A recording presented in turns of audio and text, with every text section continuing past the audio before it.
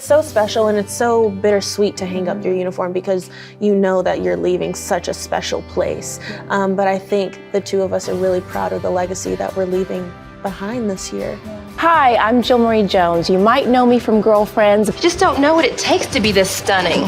But before Tony Childs, I was actually a proud Dallas Cowboys cheerleader. I'm so excited today to speak to these incredible women that are continuing the legacy in a powerful way.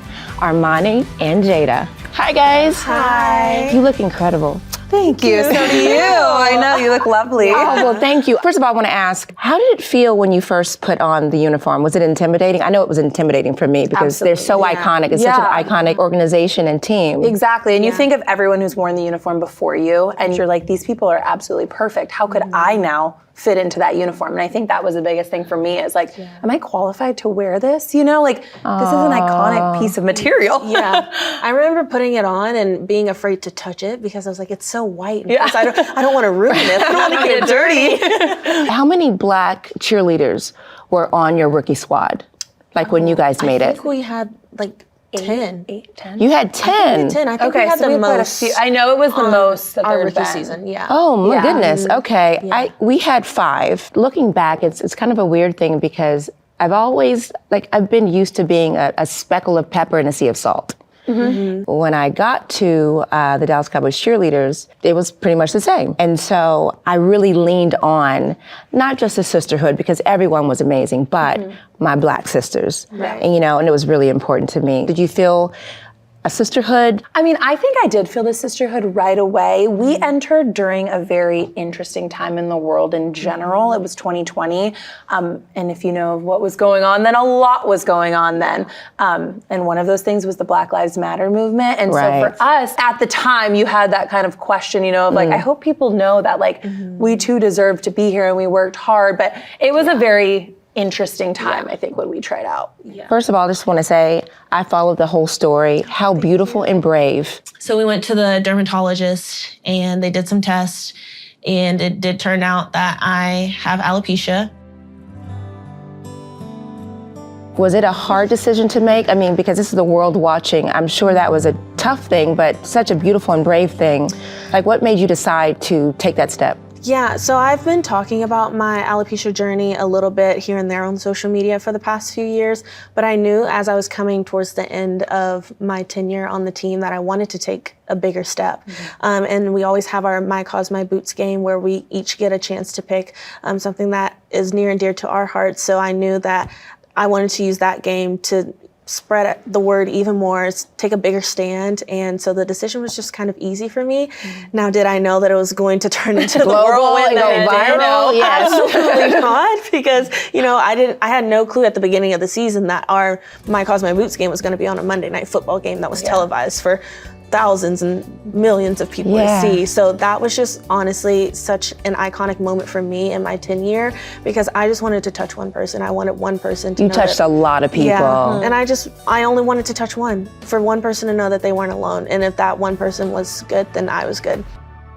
I just thought it would be better for me to transition to a wig just to try to save my natural hair. And wigs are fun. Wigs are so Wigs fun. are so fun, girl. Wigs are so fun. Wigs are so fun. I think we were having a conversation at dinner. Everybody's like, oh, we're so jealous of you. You get to just take your wig off at night and just go on about. I said, yes, everyone, get a wig. Kelly Finglass has been asking about a wig recently. Kelly wants a wig. She's like, I think I want one. Yeah. I said, come on, we can go to an appointment together. That's hilarious.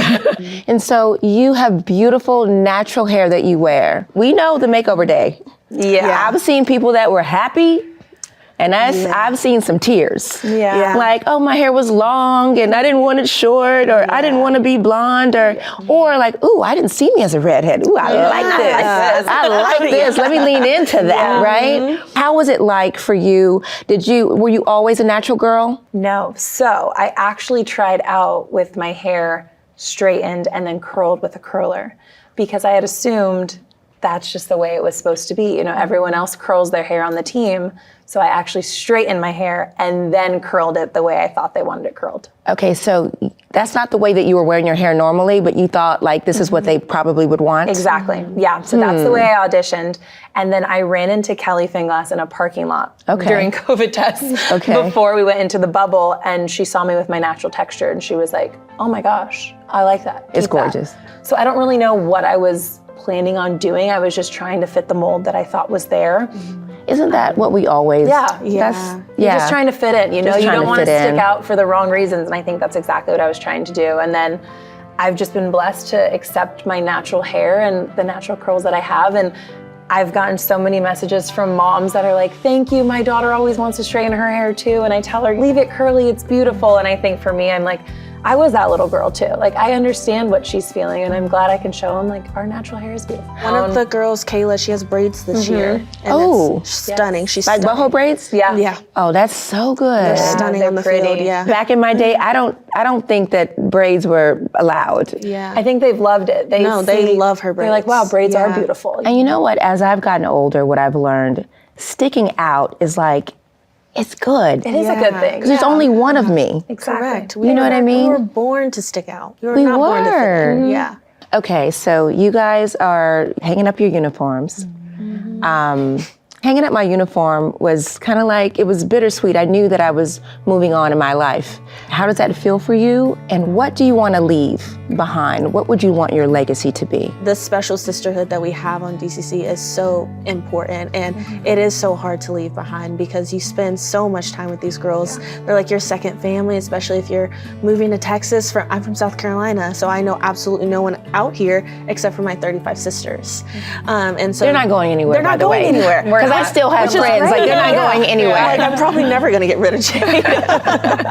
So it's so special and it's so bittersweet to hang up your uniform because you know that you're leaving such a special place. I think we've just made it our point the last 5 years to use our voice, to speak up, to have tough conversations. And I hope people that come after us know that they can do it too, that, you know, we did it and we still had great, successful careers on this team and that they can do it too. And I hope, you know, our melanin, we remind them that black is beautiful, you know? Black is always beautiful. Yes, Yeah. black don't crack and black is beautiful. Yeah, being beautiful, staying beautiful. Yes. But just, you know, to inspire the next generation of black cheerleaders, that they know, you know. Your vulnerability is your biggest strength. All the girls who come behind us that think that their hair has to be perfect. Yeah. Nothing has to be perfect in order to be on this team. You just have to be authentically you.